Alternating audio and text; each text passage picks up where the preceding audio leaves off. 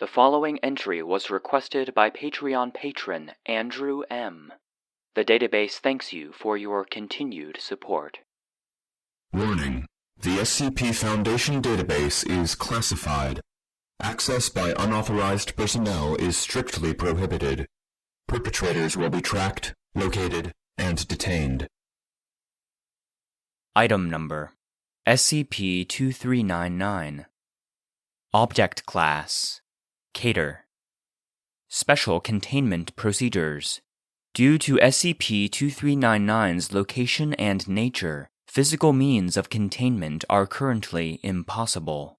Implanted Foundation agents in major observatories are to contain footage or images of SCP-2399. An ongoing misinformation campaign is in effect, which has thus far been able to completely suppress any knowledge pertaining to SCP-2399 from public awareness. Foundation satellites in orbit around Jupiter are to maintain constant vigilance of SCP-2399's reconstruction efforts, and make all attempts to hinder that process should SCP-2399 reach a minimum of 75% completion. Additionally, a perimeter of long-range electromagnetic jamming satellites, the Barrier Array, has been situated in high Jupiter orbit. Any transmissions intercepted by this array are to be summarily decoded and logged. In the event of SCP-2399 surpassing 75% completion, or an information breach in the jamming perimeter, necessary Foundation personnel will engage Protocol Legionnaire 5, see Addendum 2399-L5, given its completion by that time. Description: SCP-2399 is a massive, complex mechanical structure currently located in Jupiter's lower atmosphere. Since its discovery in 1963, SCP-2399 has been observed to use highly advanced antimatter-based weaponry to create spatial disruptions and devastating atmospheric data expunged. Observable as a large red vortex, commonly known as the Great Red Spot. SCP-2399 appears to be damaged, possibly due to an impact with the moon Io before coming to rest in its current position. SCP-2399 has been observed releasing a multitude of small, octopoid repair drones in efforts to repair the damage it has taken. Some of these drones will remain near SCP-2399, while others will patrol nearby moons, or deeper into the gases of Jupiter itself, in search of parts that SCP-2399 is missing. Computer models estimate that SCP-2399 is at 59% completion, with a current rate of 0.78% annually. This rate has increased from an estimated 0.12% in 1970. Despite its damaged state, SCP-2399 seems to possess a limitless power supply, advanced electromagnetic shielding, matter-disrupting weaponry, the ability to repair damage done to itself, and a precise tracking and targeting system. See Addendum 2399-2B. Due to the large difference in technological advancement between the creator of SCP-2399 and our own, for all intents and purposes, SCP-2399 is currently indestructible by human means. In theory, SCP-2399 might be left vulnerable by a powerful enough electromagnetic pulse. Unfortunately, this technology does not yet exist. Since 1971, SCP-2399 has been the recipient of an unending stream of electromagnetic-based communications originating in the Triangulum Galaxy, roughly 3 million light-years from Earth. The means of SCP-2399's travel to our solar system, and the means of its communications, are all unknown. From 1971 to 1985, SCP-2399 continuously received a single encoded message which, through code-breaking and translation efforts, appeared to be a command to repair the damage it incurred upon entering our solar system. After this time, the Barrier Array was established to intercept these messages. This coincided with a period of radio silence from the origin of the communications until 1996, when a different order began transmitting. The barrier array has thus far prevented SCP-2399 from receiving this command. See Addendum 2399 COM log. SCP-2399 Discovery Notes.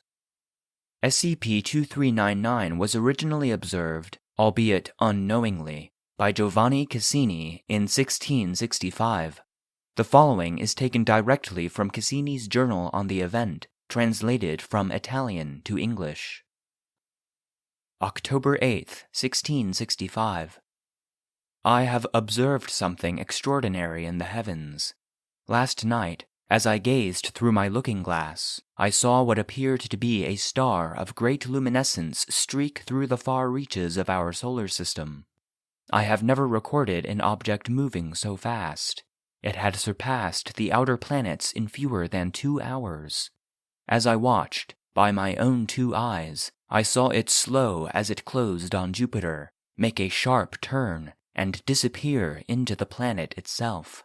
I saw many bursts of light afterwards, but although I continued to peer at it until the sun broke, I saw no additional disturbances in the night sky. I must continue to document these changes, and will alert my colleagues when the day is upon me. October 15th, 1665. I took Peter to my observation point last night, but a week from the night I saw the fire rain upon Jupiter in the heavens. He brought along his own looking-glass, and together we aimed our view upon the giant. To our surprise, a magnificent change had occurred. Where once the distant world only showed bands of color, there is now a great red spot, where the star came to rest on the surface of Jupiter. Peter was incredulous, of course, that such an amazing discovery could have taken place before our very eyes. I will continue to take note of this. October 18th, 1665. Tonight, as I peered through my looking-glass, I swear on my life that I observed what looked to me like explosions and starbursts emanating from our red spot. I fear my mind is playing tricks on me, for there has been no record of such violent outbursts by a heavenly body since the dawn of astronomy. I will consult with Peter on the morrow, and hopefully glean from him some advice on the matter. October 19th, 1665. Peter sees the same as I. As I approached him with my concerns, he leveled the same with me, and through our following discussion, we concluded that it must be a powerful reaction to the falling star I saw upon the first night, and not a product of our own shortcomings. I am left wondering what cataclysmic event must be taking place upon our heavenly neighbor. Our work to document this must go on. Addendum 2399-2B. At Redacted. 100 hours on Date redacted. Barrier Unit 53 observed one of SCP-2399's repair drones closing on a piece of debris, quickly determined to be part of a damaged communications array. Because of the nature of this specific component, and the ramifications of allowing SCP-2399 to recover it, it was ordered that Barrier Unit 45 fire upon the drone with its on-board concussion batteries. Batteries were discharged. However, the drone appeared undamaged. Footage obtained by Barrier Unit 53 shows that, while the payload in question was launched towards the repair drone, it was destroyed within 5 kilometers of the target by additional charges originating from SCP-2399. Command lost contact with Barrier Unit 45 15 seconds after initial discharge, with video observation showing SCP-2399 Data expunged. the resulting spatial anomaly originating in Data expunged.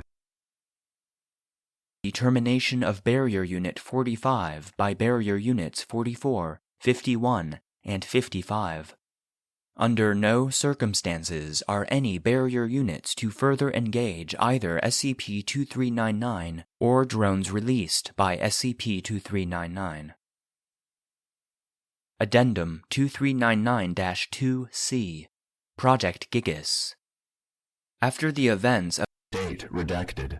it was decided that necessary force would be authorized to destroy or incapacitate SCP-2399, using Foundation resources as well as resources from 45 nations, a platform of Number redacted. warheads bearing Redacted. megaton payloads and Number redacted. warheads bearing EMP detonators was launched and placed in orbit around Europa. Date redacted. At Redacted. 100 hours, with orders from 15 heads of state and 5 members of the Overseer Council, the entire payload of Project Gigas was launched towards SCP-2399. Data expunged. Efforts to develop alternative methods of eliminating SCP-2399 are currently underway. Addendum 2399-L5. Address by Rachel McAllen, Director of the Barrier Project. Site Redacted. Begin log. So, SCP-2399. Have you ever sat and wondered, maybe after you hear about a car accident on a street you were just on, or a bombing in a city you were visiting, just how lucky you are to be alive? Just how many things have to go right for you to continue to exist? A few seconds too late, a few seconds too early, and somebody reaches for something they dropped and a busload of people run into another busload of people.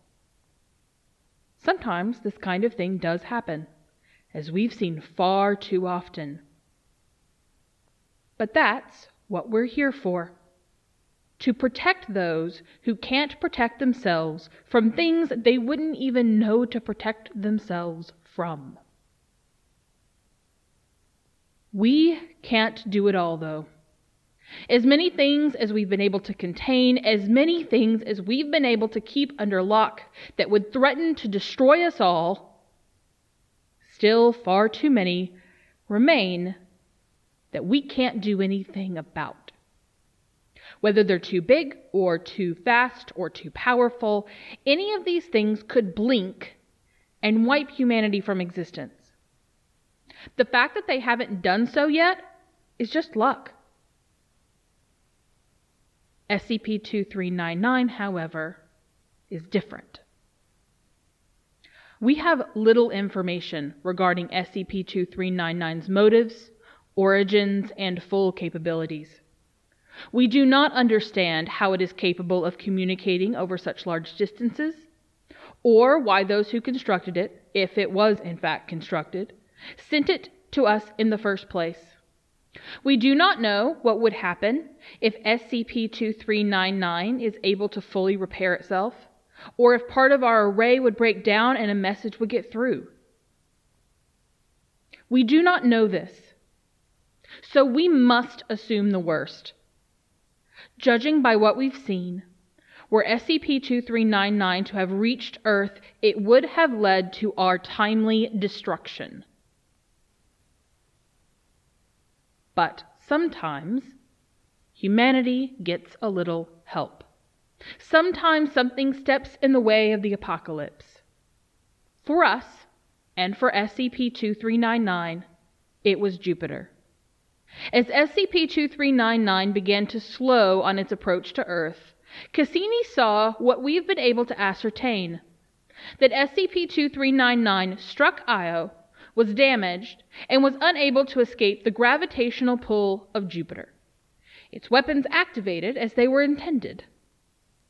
But it was Jupiter that experienced doomsday, not us. Eventually, though, it's likely SCP-2399 will resume full functionality and will likely be able to pull away from Jupiter and proceed to its target. As of now, we can keep hurling bombs and EMPs at it all we want, but we've got no indication that any of it will so much as scratch the thing. On the contrary, experience dictates it would do nothing at all. If this were to happen now, we would undoubtedly be destroyed. Jupiter has given us time.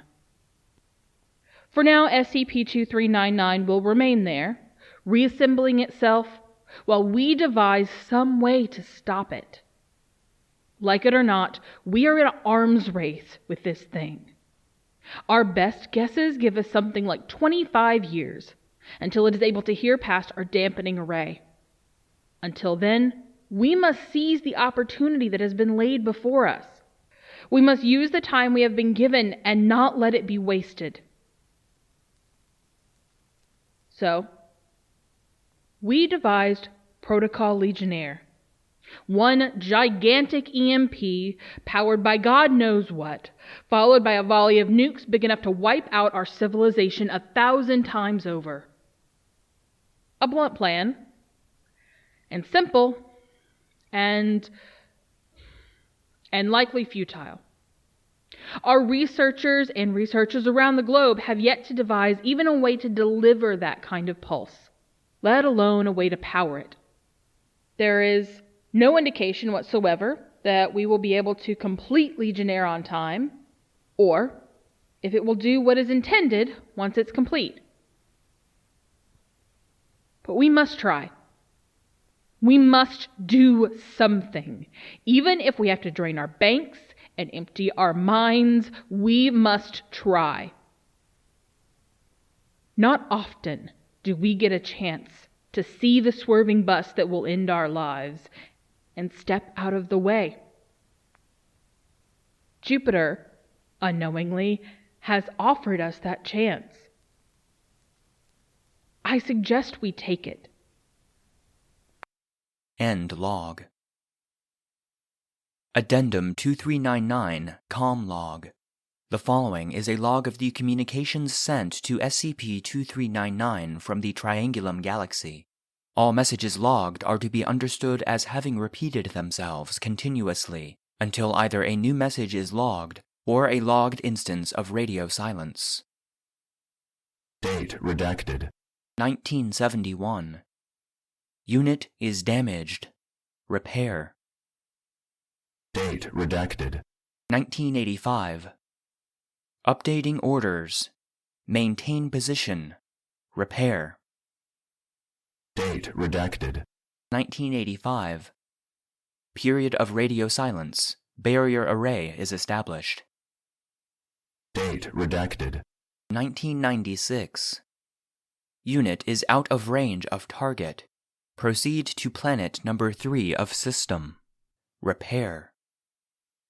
Date redacted. 2015. Unit is out of range of target. Proceed to planet number 3 of system. Priority is target. Cease repairs.